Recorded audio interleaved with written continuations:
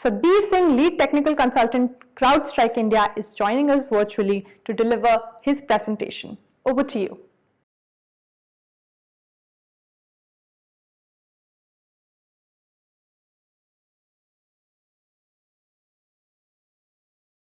A very warm welcome, everybody. Today, we are going to cover maintaining high level of security during the time of uncertainty. My name is Sadhbir Singh. I'm the technical lead for India and SAC in CrowdStrike. And today, we are going to cover three things for you. One is threat landscape and challenges that we are seeing during the time of pandemics and the things that we're going to take care of in future. What's the security framework which is going to work for us in these scenarios? And how CrowdStrike can help us in these times. If we talk about CrowdStrike, there are a lot of things that we have to offer, but there's one thing that you should know, the mission of CrowdStrike, which is we go and stop breaches. In 2019 alone, we have stopped around 35,000 breaches in customers' environment. These are not malwares that came in. These were actual scenarios where attacker put a foot into customers' environment, and we very quickly understood that and took care of it and stopped the potential breaches for customers. The technologies that we think about while stopping breaches come into our mind are the technologies that we have built up into our SOC. And the way all of this functions for us is we first of all have put up in SOC SIEM, which is a key component to give us visibility across the environment. So it collects logs from a lot of different security technologies, a lot of different security components, and that goes and analyzes things and lets us know what is happening in our environment. Now, practically no one can go and actually analyze all of these logs manually, and we have to go and build up different automations around it. And that is where we have correlations, behavioral analytics kind of tools into SOC that helps us to further strengthen up things, bring in automation to identify what might have been missed and what we need to take care of. But in certain situations, we may come across certain threat actors who might be very, very sophisticated. They might be using things which are not yet known in the world. A lot of things are 0 days. They would have certain vulnerabilities which are not yet uncovered. It may not have any CVE number mapped to it. And to take care of all of these things, we have skilled threat hunting people into our environment who can go beyond automation, think about things which might be needed to uncover these kind of attacks. They might not use a single malware. They may use things which are trusted. They may use things which you cannot go and analyze through automation. And we need a skilled human eye to look into it, to uncover what an attacker might be doing. In certain cases, for us to look into these different factors, threat intelligence is going to play a very, very critical role for us. With threat intelligence, it can help us to know who the threat actor may be, what are the capabilities he has, what is the motivation of his behind the attack. But when we look into today's scenario, we have a lot of new challenges. In majority of the situations, we do not even have workforce sitting at the office in the corporate network. They are sitting remotely at their homes, where majority of our SOC tools may not get visibility as and when these things happen. So in such situations, what we need to do is we need to enable our remote workforce with appropriate security in place to take care of our security needs. We need to also look into different type of cloud-based technologies because on-prem solutions would not help us. We need different data privacy implications that may come into environment. We need to take care of them as well. And to look into all of these different challenges, there are some key factors that we need to think about. The very first one is to have a security framework policy which enables remote working for us. Then we need to think about the unsafe Wi-Fi networks with which these corporate devices are going to connect. We need to think about the hygiene of these devices, how these devices will go and interact with different things, how will I gain visibility of it, and in situation when something happens to these devices. We need to have a proper plan, tools, technology in place which enables us to do complete incident response and crisis management remotely.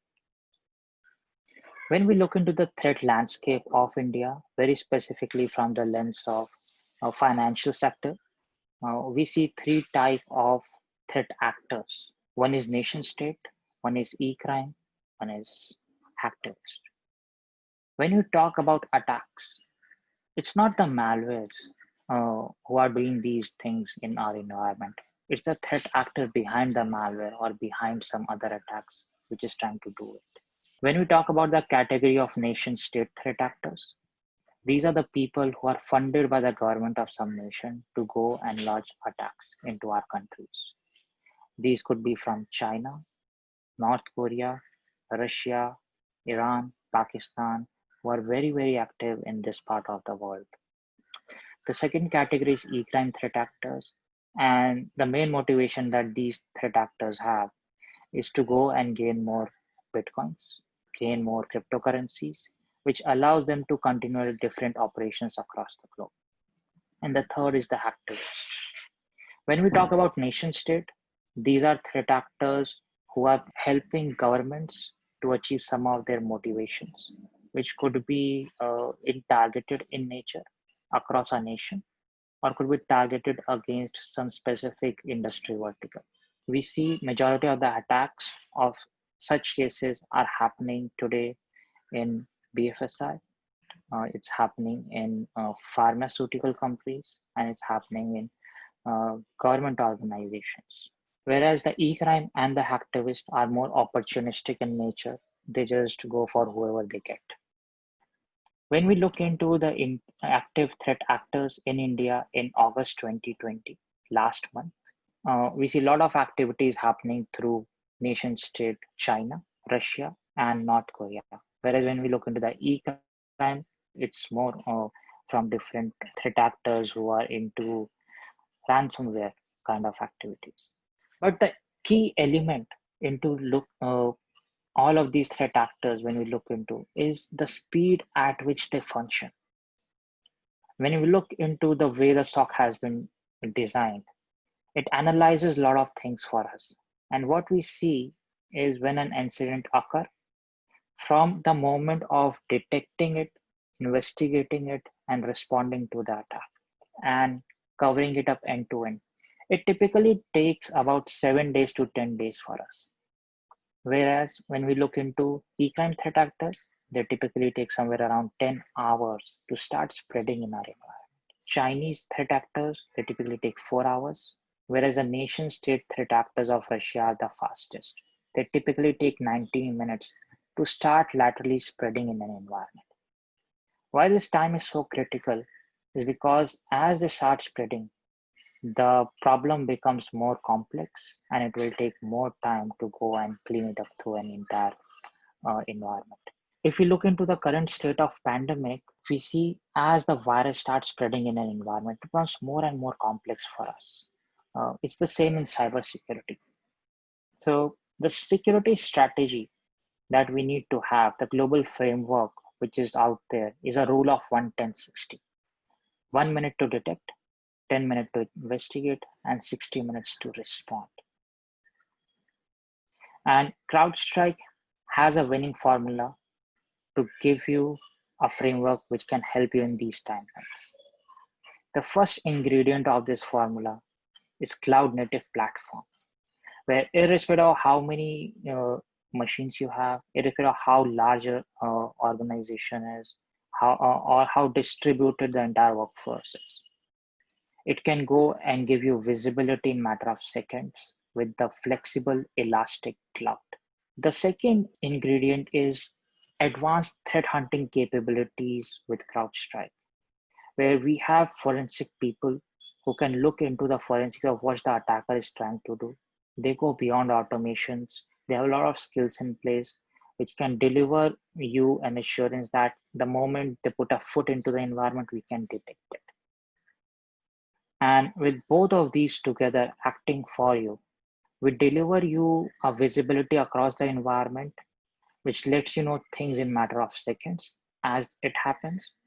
And with a combination of tools, skills, and technologies, we can analyze these threat actors' activities at a global scale and ensure that we cover you up against it. This is the formula that has helped us to stop 35,000 potential breaches in 2019 alone. And this year, after the lockdown and the pandemics, we have seen so many threats.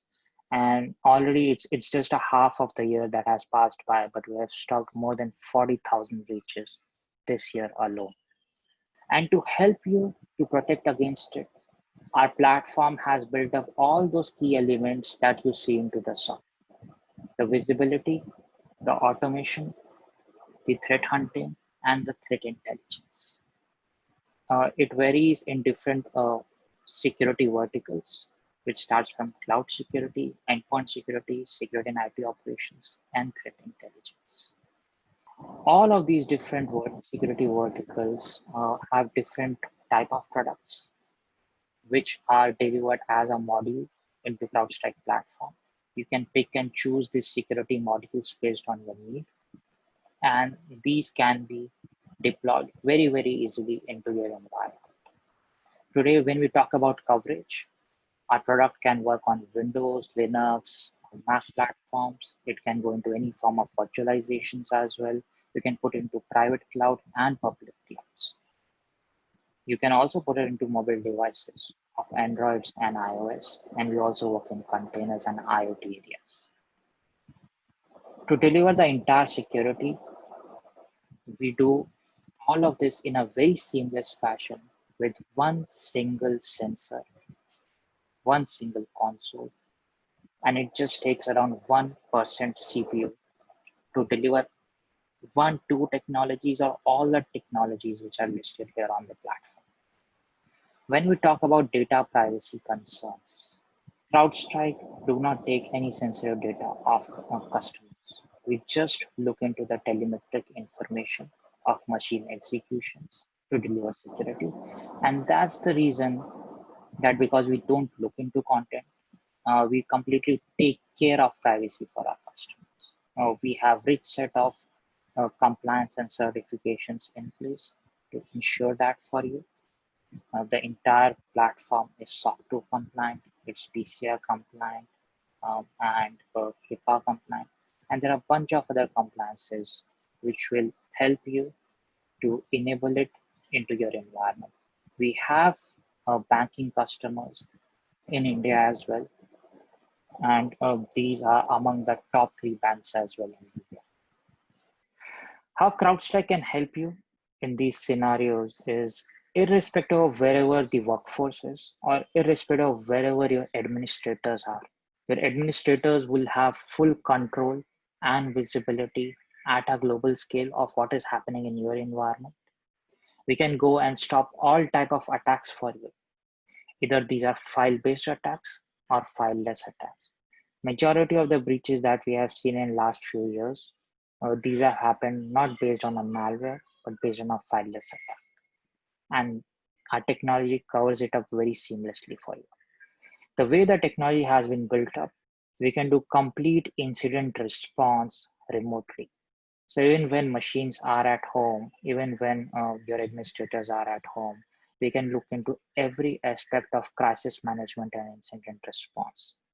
And our threat intelligence can help us not just to understand who the threat actors are, but also give you a predictive security modeling where we can predict the future attacks that may happen by correlating it with the attacker's capabilities. And that helps us and enables us to go and work from anywhere across the globe, either it's offices, either at home, or either it's somewhere outside. But there's only one thing of CrowdStrike that I want you guys to remember out of this presentation today, and that is we go and stop breaches so you can continue your business.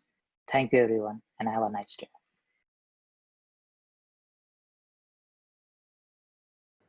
Thank you, sir, for sharing those antidotes for the BFSI sector. So do check the agenda to stay up to date with the upcoming session. And I would remind you that we have curated a 3-day conclave specially for BFSI segment. So today it's all about banking. So make sure you have your question ready to ask from our speakers who are all experts. So in case you miss out, feel free to ask them at our partner booth at the expo area. So be with us and stay with us for the next session.